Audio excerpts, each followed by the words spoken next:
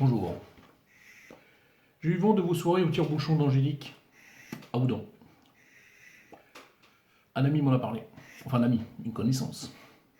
En fait, pour être précis, j'ai entendu un mec complètement bourré dans la rue qui en parlait. Avec le confinement, j'ai eu le temps, donc j'ai été voir. Il faut reconnaître que vous avez des personnages hauts en couleur. D'abord, il y a Sylvain Argence. Je pense que c'est le gourou des lieux. Un acteur phénoménal. En devenir. Mais il est trop petit pour jouer James Bond et trop grand pour jouer Tintin. Il aurait pu jouer dans certains de mes films.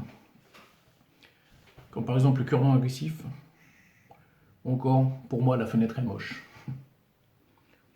Il y a aussi Guy Lebas. D'ailleurs, à ses débuts en 1924, il voulait s'appeler Guy le Haut. Mais pour arriver en haut, il faut déjà partir du bas.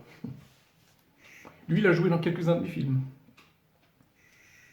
Cela n'a pas fait décoller sa carrière, tant pis pour lui. Mais tant mieux pour nous. Pourtant, son rôle de policier dans La Courgette à tout vu était exceptionnel, remarquable. Du coup, il a joué le premier rôle dans mon film qui a suivi, J'ai perdu le fil de mon Cobert. J'ai vu aussi un dénommé Pascal Mancel. Lui, il aurait pu jouer dans La voix de l'animal. Moi aussi, je sais slammer. Regardez. Quand il m'a vu slammer, il a dû se pâmer. Et sans me rétamer, je me suis mis à rimer. Mais bon, lui, le temps qu'il s'exprime dans le film, il se soit fait descendre. Remarquez, cela aura fait une jolie histoire qu'aurait pu nous raconter Michel Larson, au coin du feu. Avec tout ça, il faudrait se détendre. Donc on verrait Audrey Fouet, afin de revenir à l'essentiel, de se recentrer sur soi-même. Ça me rappelle un autre de mes films. Je l'ai tué, mais gentiment. Il y a aussi les magiciens. Steven Bonnier, pardon. Lui, il devrait participer à des tournois de poker. Il pourrait gagner avec 3 as de cœur, sans que personne ne comprenne rien. Il y a aussi Maxime Berthaud. Lui, la dernière fois, il a fait disparaître l'Arc de Triomphe. Carrément. Il devrait faire un tour ensemble, comme dans mon film. L'As de trèfle est rouge. Un peu de douceur, avec Isabelle Leblond et ses blind tests en flûte traversière, qui me rappelle le son n'est pas dans le pain. J'ai vu celui qu'on appelle le Balkany de Molette, alias Simon da Silva. Avec lui, des films me reviennent en tête. Pousse pas, car je suis déjà par terre. Et encore, la lumière est éteinte quand je l'allume. Je sais de source sûre qu'il était le dernier trésorier du Parti Socialiste.